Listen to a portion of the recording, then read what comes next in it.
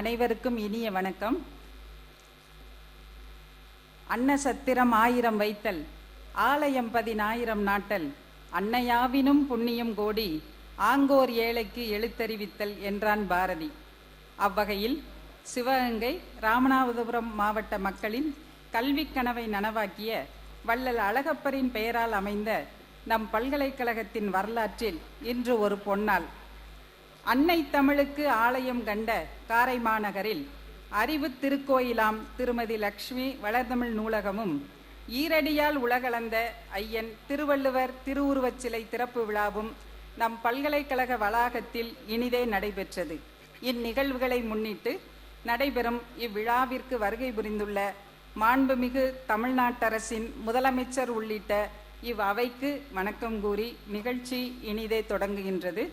நிகழ்ச்சியின் தொடக்கமாக தமிழ்த்தாய் வாழ்த்து. நீராரும் கடலுடுத்த நிலமடந்தை கெழிலொழுகும், சீராரும் வதனமென திகழ் பரத கண்டமிதில், தெக்கணமும் அது சிறந்த திராவிடனல் திருநாடும், தக்க சிறு பிறை நுகலும் தரித்தனரும் திலகமுமே, அத்திலக வாசனை போல் அனைத்துலகும் இன்பமுற, எத்திசையும் புகழ் மணக்க இருந்த பெரும் தமிழனங்கே, தமிழனங்கே உன் சீரிழமை திறம் வியந்து செயல் மறந்து வாழ்த்துதுமே, வாழ்த்துதுமே, வாழ்த்துதுமே.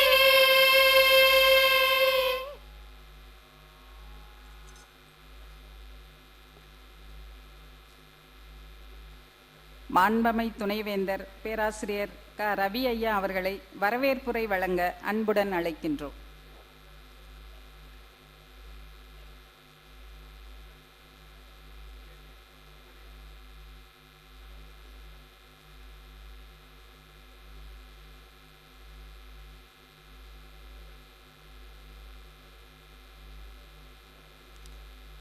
அனைவருக்கும் என்னுடைய இனிய காலை வணக்கம்.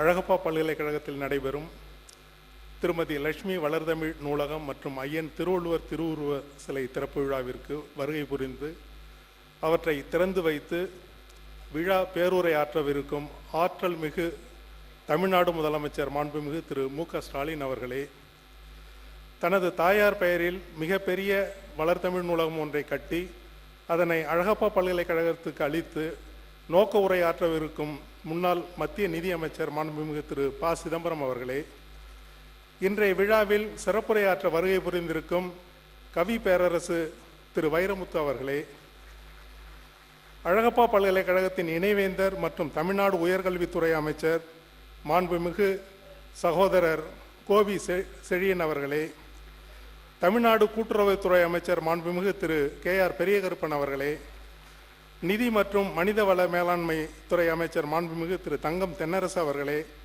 சட்டத்துறை அமைச்சர் மாண்புமிகு திரு ரகுபதி அவர்களே, தமிழ் வளர்ச்சித்துறை மற்றும் செய்தித்துறை அமைச்சர் மாண்புமிகு சுவாமிநாதன் அவர்களே, பால்வளத்துறை அமைச்சர் மாண்புமிகு திரு ராஜகண்ணப்பன் அவர்களே, பிற்பட்டோர் நலத்துறை அமைச்சர் மாண்புமிகு திரு மெய்யநாதன் அவர்களே, மாண்புமிகு உயர் திரு ப. சிதம்பரம் அவர்களின் குடும்ப உறுப்பினர்களே, சிவகங்கை தொகுதி நாடாளுமன்ற உறுப்பினர் திரு கார்த்தி ப. சிதம்பரம் அவர்களே, திட்டக்குழுவின் துணைத் தலைவர் முனைவர் ஜெயரஞ்சன் அவர்களே, தவத்திரு குன்றக்குடி அடிகளார் அவர்களே, சேம்பர் ஆஃப் காமர்ஸ் பிரசிடென்ட் சாமி திராவிடமணி அவர்களே, காரைக்குடி தொகுதி சட்டமன்ற உறுப்பினர் திரு மாங்குடி அவர்களே, பல்கலைக்கழக முன்னாள் துணைவேந்தர்களே, காரை மாநகர் மேயர் திரு முத்துதுரை மற்றும் துணை மேயர் திரு குணசேகரன் அவர்களே, முதல்வரின் மதிப்பிற்குரிய தனி செயலாளர்களே, வீரகவியரசர் முடியரசனார் அவர்களின் குடும்பத்தார்களே, சிவகங்கை மாவட்ட ஆட்சியர் திருமதி ஆஷா அஜித் அவர்களே, சிவகங்கை மாவட்ட காவல் கண்காணிப்பாளர் அவர்களே,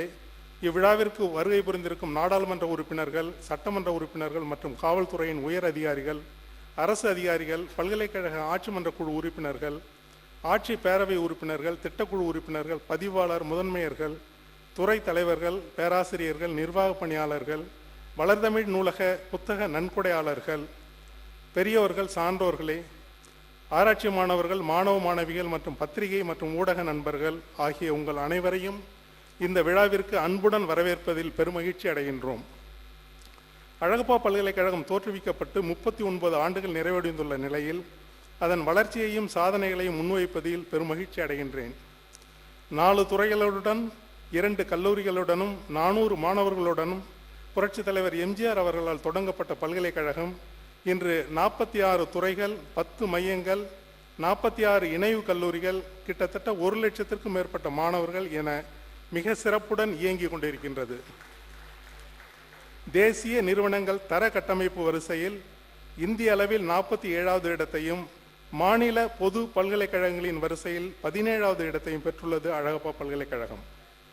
டைம்ஸ் உயர்கல்வி நிறுவனங்கள் தரவரிசையில் உலக அளவில் இளைய பல்கலைக்கழகங்கள் வரிசையில் 201க்கும் 250க்கும் இடைப்பட்ட நிலையிலும், ஆசிய பல்கலைக்கழகங்கள் வரிசையில் 251 என்ற நிலையிலும், உலக பல்கலைக்கழகங்கள் வரிசையில் 601 என்ற நிலையிலும் அழகப்பா பல்கலைக்கழகம் உள்ளது.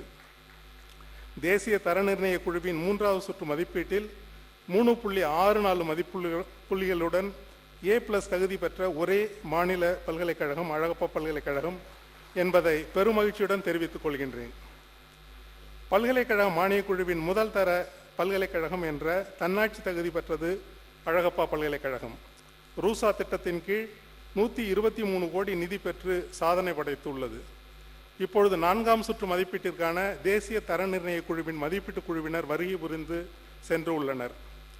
வள்ளல் அழகப்பரால் உருவாக்கப்பட்ட அழகப்பா பல்கலைக்கழகம் ஒரு அழகான, அறிவுசார், ஆற்றல் மிக்க, ஆக்கப்பூர்வமான பல்கலைக்கழகம்.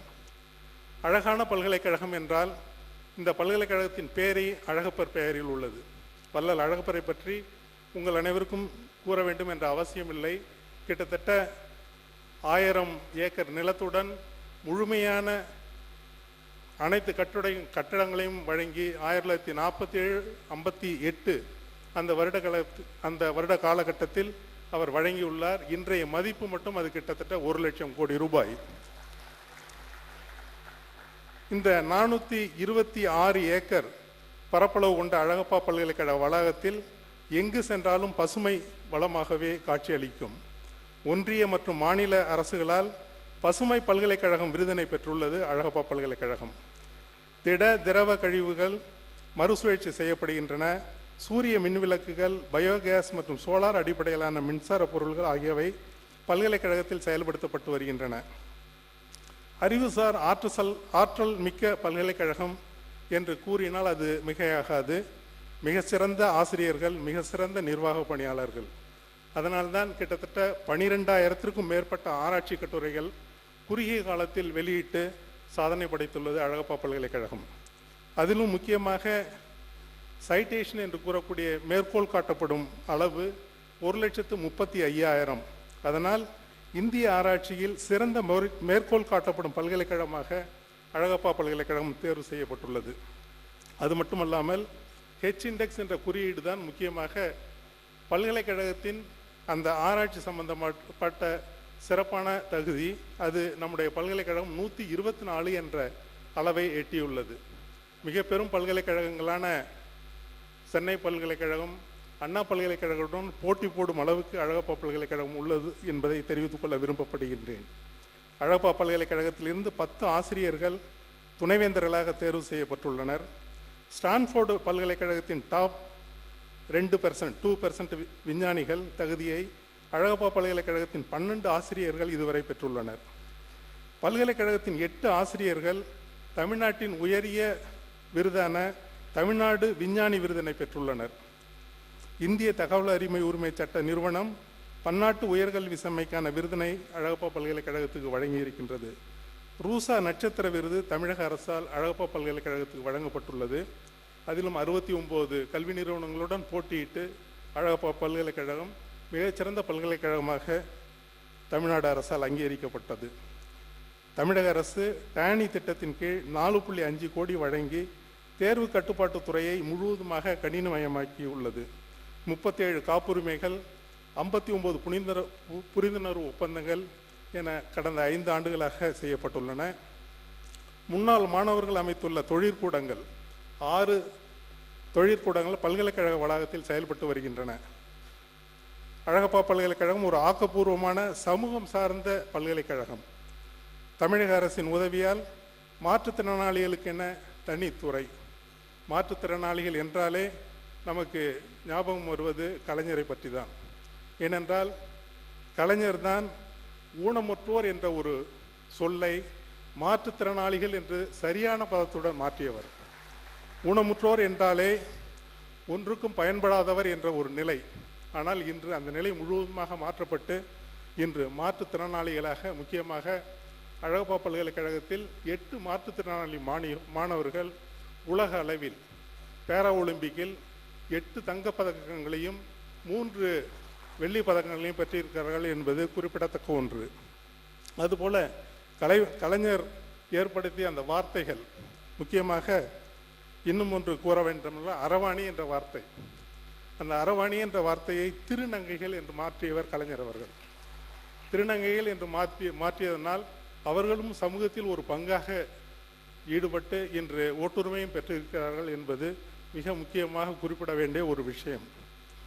நாங்கள் எல்லாம் கலைஞருடைய அந்த நல்ல குணங்களை எடுத்துக்கொண்டு தான் நாங்கள் வளர்ந்து வருகிறோம். முக்கியமாக ஒரு கட்டுப்பாடு, அதுபோல கடமை உணர்ச்சி, முயற்சி, கடின முயற்சி, தோல்வியை கண்டு துவலாமல் இருக்கும் தன்மை, இவைகள் அனைத்தையுமே மாணவர்கள் கடைபிடிக்க வேண்டிய ஒரு முக்கியமான விஷயங்கள்.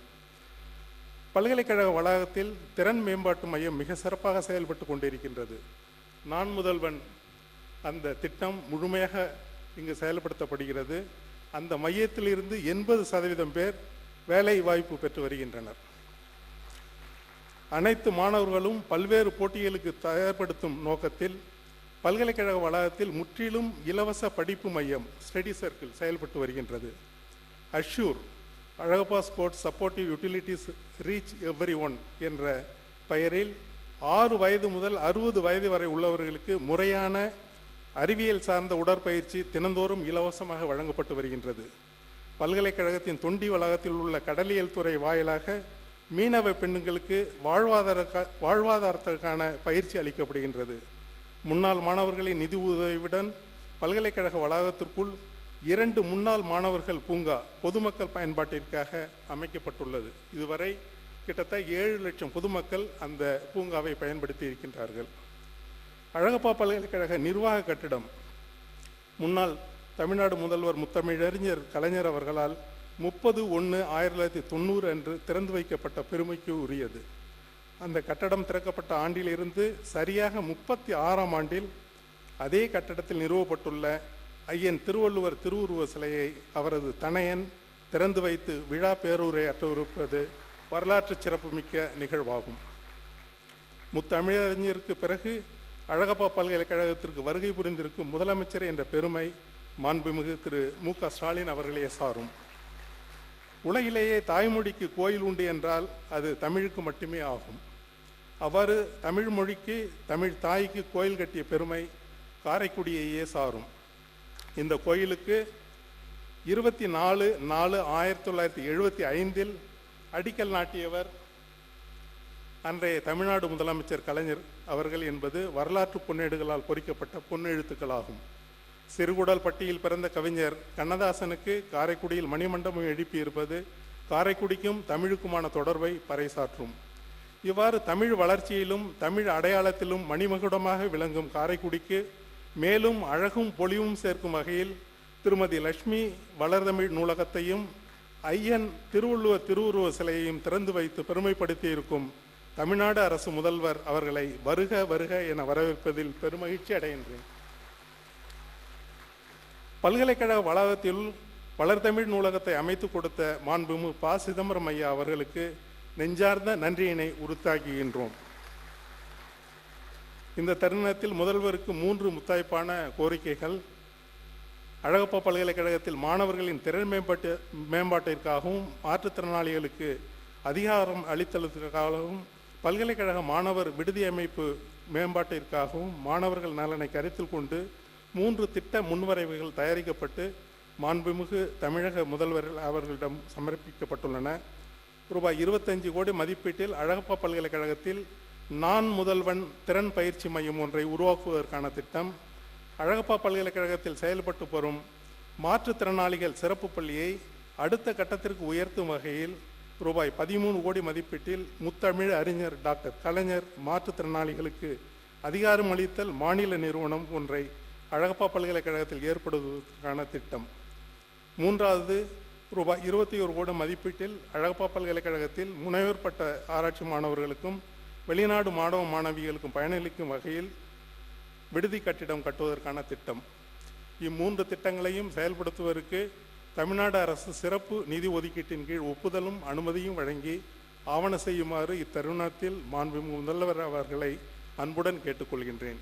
மீண்டும் ஒருமுறை விழாவில் பங்கேற்றிருக்கும் அனைவரையும் ஒவ்வொருவரையும் உளமாற வரவேற்று அமர்கிறேன். நன்றி, வணக்கம்.